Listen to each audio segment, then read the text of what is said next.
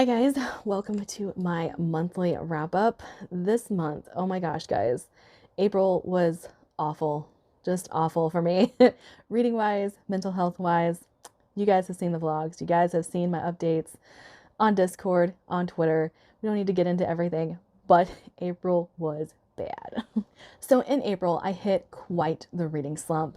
It kind of just was a mix of reading books I didn't really want to read and obligation reads being not quite what I anticipated them being, and just a whole bunch of chaos outside of my reading life. So it was just all around horrible. And that means I only read 6 books. That is the lowest I think I've ever had on the channel. Possibly February of last year kind of meets this. But guys, I didn't even reach 3,000 pages read. That's where we are. That is where we are. So we've talked a little bit about April being a month of high highs and low lows for me. So let's go ahead and start with the books that I DNF'd. I have talked about SPSFC and the books actually not being to my taste. This is something whenever I first signed up to judge the competition, one of the first questions they ask you is, what are your reading tastes?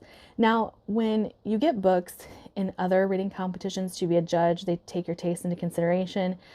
I don't know if it was because of what was offered or if there wasn't just any consideration to taste whatsoever when the slush piles were created, but we got a lot of books that were just not my taste at all. And even when it came down to like the semifinals, I still wasn't into these books. Now, I will say Debunked by Dido Abbott, it's just not my style.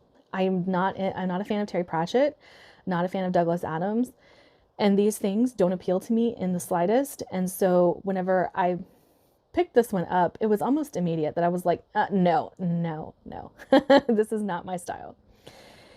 And then I also had Maiden Voyage as an SPSFC read, and no, again, I don't like the humor. The humor in this book was just teenage boy humor and poop and fart jokes. Like I don't like that. And so I ended up DNFing it. However, I labeled it as not my style, so it didn't affect the rating of the book. But humor is subjective, guys, and these things aren't funny to me, not at all. And so it just didn't click.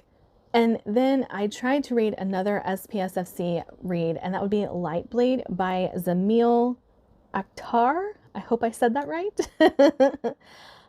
No, I DNF'd this one. It was so confusing and convoluted and fever dream, and that is not my style at all.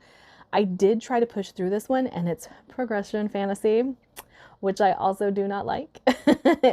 And while I got about 12 chapters into this and was just like, no, I don't like this. I really don't like this. And so I did end up DNFing that one. And then my other DNF was The Writing Retreat by Julia Bartz.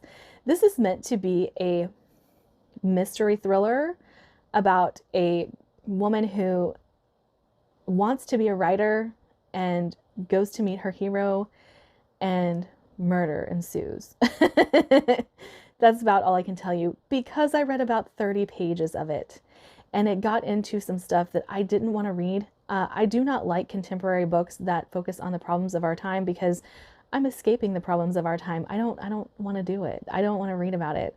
And I watch the news, all this stuff, but I don't like books that preach at you. So, and like I said, even if I agree with your message, I don't want it to be preached at. I don't want to be told what to believe, told how to act, told what's proper in society. No, don't tell me that. I will decide. You don't decide for me. But those types of books irritate the crap out of me. And so 30 pages in, I was like, no, I'm not doing this. And ended up DNFing that one. Okay, now on to the books that I read completely. And I'm sorry for not doing stats this time, but my reading was so all over the place. Like, I don't even know where to start with stats. We're just kind of bypassing that today. The first book that I picked up that I read all the way through was Fury Song by Rosaria Munda. It was the final book in the Aurelian Cycle. and it was an audio because I'm waiting the paperback copy, but I really wanted to get the series read, and I really enjoyed it. It was a very good conclusion to the series. I really like the political machinations that are going on. I really like how we get to see two sides of a war and two sides of a rebellion. And basically, the series starts out as this is what happens post-war with a new regime. Well, what if the new regime doesn't work? What if it is just as bad as what came before it? Do you rebel again and cause another war, or do you try to make things right? Well, either way, things are going to happen that are going to cause strife within the kingdom. And the way it resolves, I do think is fulfilling, even if it's not exactly a happy ending. And I don't mind bittersweet endings at all. I really don't. And I think that the way that this ended is the way it should have ended. Like, it really felt real. And so I enjoyed the third book of this so much. I enjoy the series as a whole. I do recommend it. I really think that it is a YA series that people shouldn't be put off by the fact that it's YA. There are some young adult tropes in it that do lend towards the YA label, but there's also some really great moments within this series, and it is a school setting, which I am not a huge fan of. You guys know that, but it's training dragons and dragon riders. So I feel like there's a little bit of leeway in my brain whenever it's dragons and dragon riders. So I did enjoy that aspect of it quite a bit. Next was another SPSFC read, and that would be Reaper by Elliot Pepper.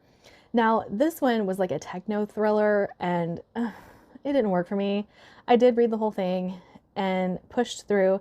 This has been my problem with SPSFC. Like I said, the books are not books I would normally pick up. They're not my taste. And techno thriller, not all that appealing. And there was a main character in this story that was obsessed with Terry Pratchett. I did just talk about the fact that I don't like Terry Pratchett, but the main character talked about Discworld so much that I was like, this is annoying. But I feel like if it would have been anything else, I would have been annoyed just by how often it was brought up. It felt very repetitive. And I honestly can't tell you anything about this book. I didn't find any part of it memorable. So I have a really hard time giving this a rating because I read the whole thing and I can't tell you what happened because I got so stuck on this main character being obsessed with Terry Pratchett. That's all I remember about it.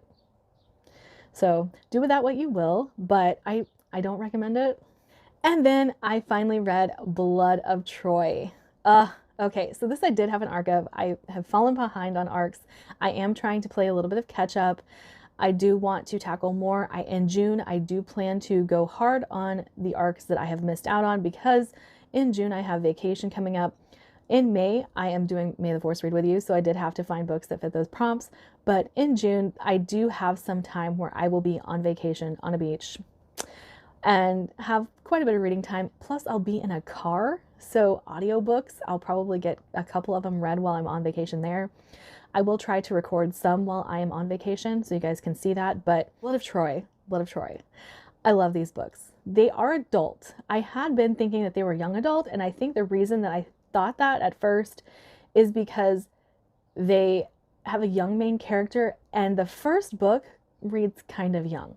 Now, Blood of Troy is a big step up from Daughter of Sparta. These feel like they were pulled from like ACO, and Cassandra is the character you're following.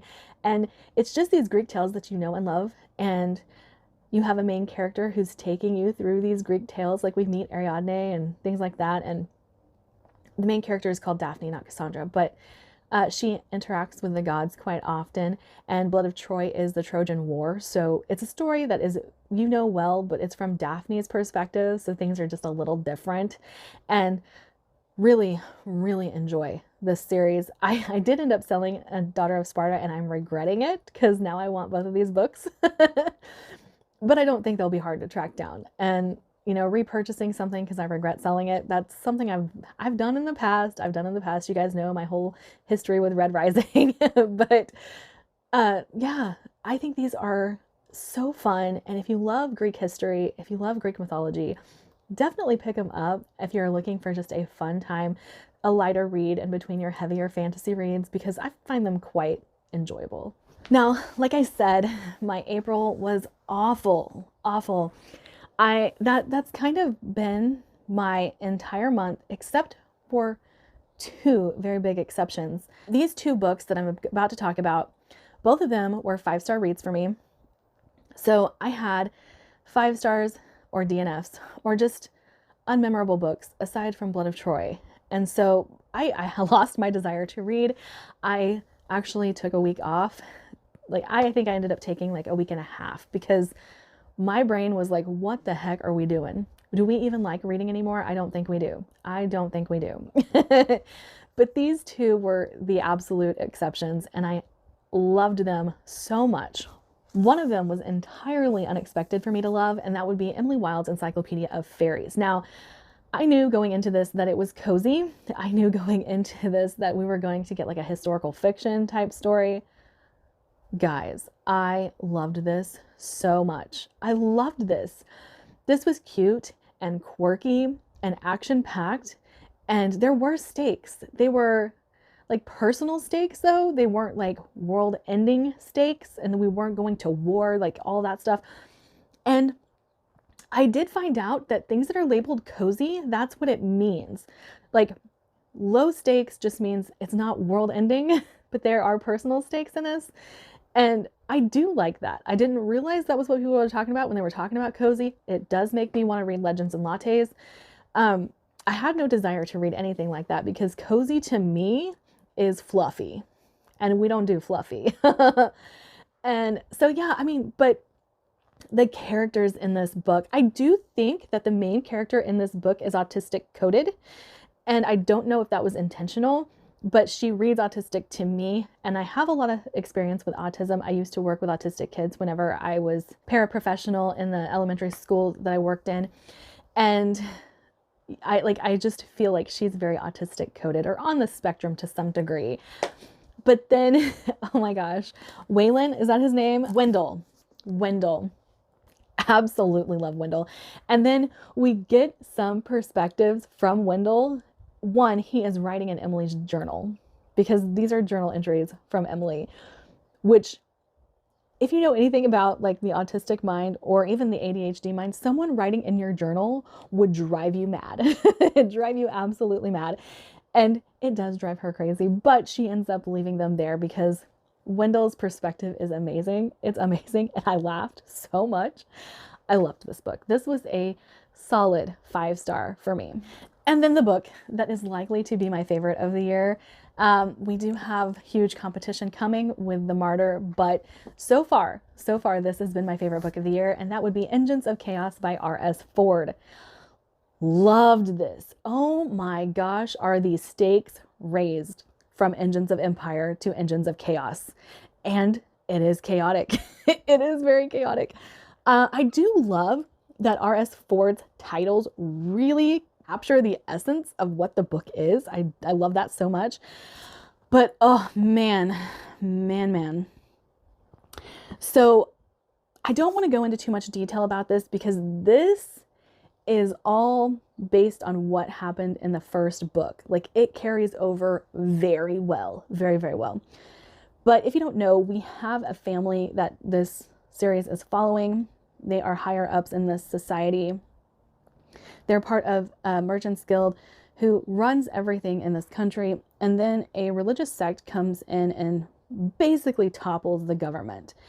And when that happens, the matriarch of this family is forced to try and survive and tries to round up her kids that have been spread out over this country doing their own thing, and she can't seem to get her family back together, even though she's attempted to multiple times. And you know, her kids are the focus of this story, and how they evolve over time, how the war that is started is affecting them, how they are using their positions to move forward, how sometimes positions don't matter, where you have standing in this world doesn't matter, because bad things can still happen to you. But I loved this. This is absolutely everything I want to read in fantasy. It's kind of dark. We have a battle. I love when religion is presented in fantasy, because when people go to war, even now, it tends to be about religion. And so seeing that in a book, watching it play out, it feels very real. And I've said that about multiple books that have been my favorites over the last year. I've said this about Tiago Abdallah. I've said this about Anthony Ryan. But these are some of my favorite authors. Five Warrior Angels. So this is definitely ranking up there. Like, so far, it's my favorite book of the year. So far. Is it going to remain my favorite book of the year? We shall see. We shall see. I think it's fantastic, though, and everyone should read Engines of Empire and Engines of Chaos if you have not yet done so. All right, that's it for me today. Like, subscribe, do all the fun things, and I'll see you guys in my next video. Bye.